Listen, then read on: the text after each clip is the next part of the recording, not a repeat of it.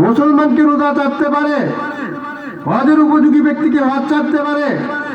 যাকাতের উপযোগী ব্যক্তি কি যাকাত ছাড়তে পারে?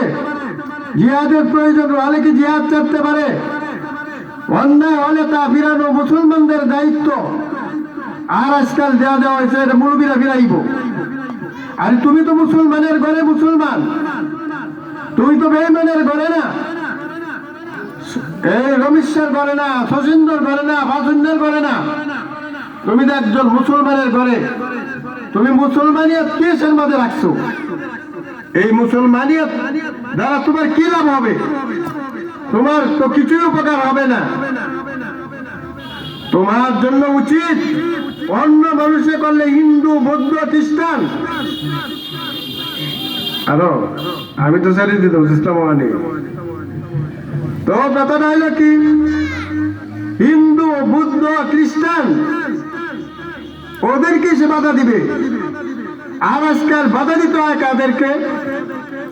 দেখা যায় কিছু হয়েছে সাদিয়ানি, কিছু হয়েছে কাদিয়ানি, কিছু হয়েছে গান কারণেওয়ালা, কিছু হয়েছে নাচনেওয়ালা, কিছু আছে বাদ্যযন্ত্র বাজানেওয়ালা, করতে হয়েছে গাউসা হাওলাই, করতে হয়েছে মাঝবান্ডারি, কতটি হয়েছে আষ্টশী, কতটি হয়েছে কাকি কাল্লা বাবা।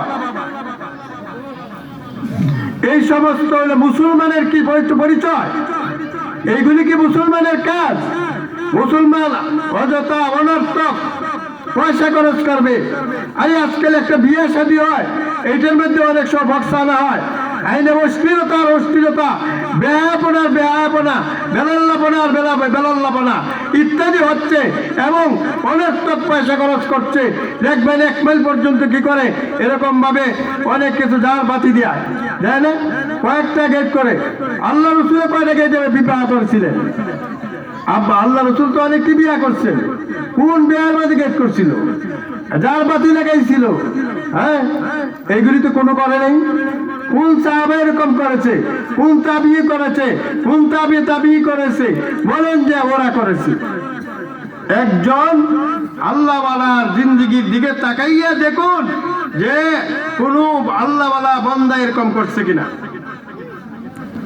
আপনি যে পয়সাটি অনর্থক খরচ করলেন, এটি মেয়ের পিছনে খরচ করতেন, লাভ হতো। আপনি ছেলের পিছনে খরচ করতেন, লাভ হতো। আত্মীয় স্বজনকে দিতেন, লাভ হতো। মসজিদ মাদ্রাসা দিতেন, লাভ হতো। গরিব দুঃখীর সেবা করতেন, লাভ হতো।